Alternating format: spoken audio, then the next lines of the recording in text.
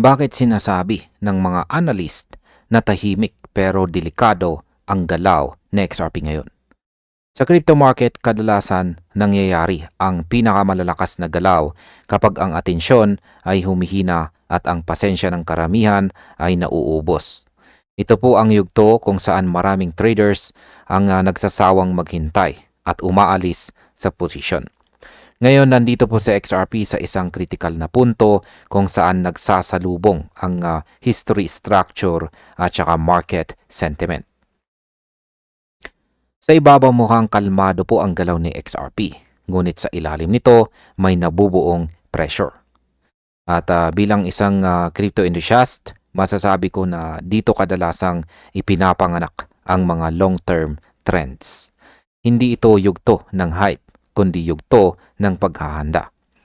At kung ikaw po ay isang trader, investor, holder o hodler, tandaan po natin na tayo mismo ang tinutukoy sa sitwasyong ito. At ayan po ang siyang ating pag-uusapan sa video na ito. Ayan, ano nga ba ang ipinapahiwatig ng matagal na consolidation ng XRP sa market?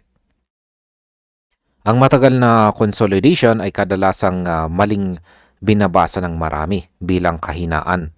Ngunit sa technical analysis, ito ay madalas nauuna sa malakas na expansion. Kapag ang presyo ay matagal na gumagalaw sa gilid, ibig sabihin ay may nagaganap na accumulation. Unti-unti pong nauubos ang mga sellers habang ang mga buyers ay tahimik naman na pumapasok. Sa kaso po ni XRP, ilang taon na siyang bumubuo ng malawak na base or pundasyon. Ang ganito pong klase ng structure ay indikasyon ng long-term capital positioning. Hindi po ito galaw ng retail hype, kundi ng mga may pasensya. Kaya kapag may nangyaring breakout, madalas ay mabilis at saka agresibo. Ngayon bakit po ba mahalaga ang analysis dito ni Steph Crypto tungkol sa macro structure ni XRP? Yan ang analysis na ibinahagi po rito ni Steph Crypto ay muling nagbukas ng usapan tungkol kay XRP. Sapagkat ang kanyang approach ay hindi po nakatuon sa short-term noise o emosyon ng market. Sa halip ay tinitignan po niya ang historical behavior at saka pag-uulit ng market structure. Ito po ang klase ng analysis na hinahanap ng mga traders na may disiplina. Hindi ito nangangako ng instant gains, kundi nagpapakita ng mataas na probability setups. Kapag ang structure ay inuulit ng market, kadalasan ay may dahilan. At dito po nagsisimulang pumasok ang mas seryosong kapital. Kaya ang signal na ito ay hindi po hype, kundi obserbasyon. Ano naman ang nangyari sa taong 2017 breakout ng XRP at bakit po ito mahalagang balikan? Ayan, andito po sa chart ni Steph Crypto yung kaganapan na nangyari noong taong 2017 kung saan si XRP ay nagpakita ng isang napakalakas na rally sa kanyang kasaysayan. Mula po sa presyong 0.006, umakyat siya ng hanggang $3.84 sa loob lamang ng isang cycle. Yan ay higit 64,000% na gain. Ngunit mahalagang tandaan na ang rally ay hindi po nagsimula sa kasagsagan ng excitement. Nagsimula po ito matapos ang mahabang sideways compression. Sa panahong ito, lumiit po ang volatility at napalitan ang accumulation ng distribution. Nang mabasag po ang resistance, sumabog ang momentum. Marami ang nahuli. Yan, nahuli dahil po sa minamaliit nila ang tahimik na build-up. Paano naman po natin ikinukumpara ang kasalukuyang structure ngayon na XRP sa 2017 cycle? Ayan, yung kasalukuyang structure ay yung nandito po sa bandang kanang bahagi ng ating chart dito. Yan, ayon po sa analysis ay may pagkakatulad ang kasalukuyang structure ni XRP sa pattern noong 2017. Hindi lang ito tungkol sa itsura ng chart, kundi sa behavior ng presyo. Sa ngayon sa XRP po ay nagpapakita ng higher lows na mas consistent. Ibig sabihin may underlying demand na sumusuporta sa presyo. Wala pa po tayong nakikitang euphoric momentum. Kontrolado po ang galaw at tila nag-iipon ng lakas. Ang ganito pong kondisyon ay kadalasang nakikita sa early expansion phase. Mas pinapaboran po nito ang continuation kaysa biglang exhaustion. Isa pong senyales na dapat po nating bantayan ng mabuti.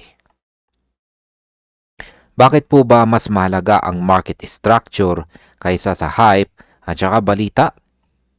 Ayan, ang market structures ay bihira pong eksaktong umulit, ngunit madalas silang magkatunog.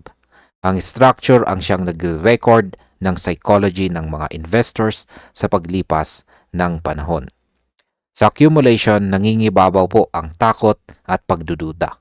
Sa disbelief phase, nag-aalangan ang karamihan na pumasok. Ang pareho pong emosyon ay makikita ngayon kay XRP. Ang analysis po ni Steph ay hindi po naggagarantiya ng resulta. Sa halip, ipinapakita po nito ang mga kondisyon na historically nauuna sa malalaking galaw. Ito ang kaibahan ng disiplina at purong speculation.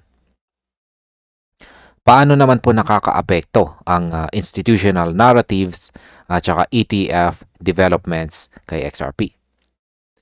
Sa ilalim po ng tahimik na market, may nagbabagong dynamics. Patuloy po na lumalawak ang institutional involvement sa crypto. Ang spot Bitcoin ETF ay nagbago ng access at liquidity ng market.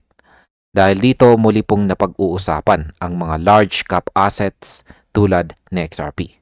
Ang narrative lamang ay hindi po sapat para magparali. Ngunit kapag nagsabay po ang narrative at saka structure, nagiging mas malakas ang reaksyon ng presyo. Sa kasaysayan, si XRP po ay sensitibo sa ganitong mga alignment. Kapag dumating po ang momentum, madalas ay mabilis ang galaw. Isang bagay na hindi dapat maliitin. At bilang panghuli ay ano naman ang aking masasabi tungkol dito? Yan, kahit gaano pa kaganda ang setup, mahalaga pa rin po ang confirmation. Iba na ang regulatory at saka liquidity environment kumpara noong taong 2017. Maaari pong makaapekto ito sa bilis ng anumang breakout, ngunit hindi po nito binubura ang structural signal. Sa ngayon si XRP po ay nasa isang narrowing decision zone. Ang mga susunod na buwan ang siyang magtatakda ng kanyang macro direction. Kung uulit po ang history o lilihis dito ay malalaman natin sa lalong madaling panahon. Sa ngayon malinaw po ang signal at ang market ay tahimik na nakamasid. At ayan, hanggang dito na lamang po tayo sa video na ito mga ka-crypto. Maraming salamat sa panonood.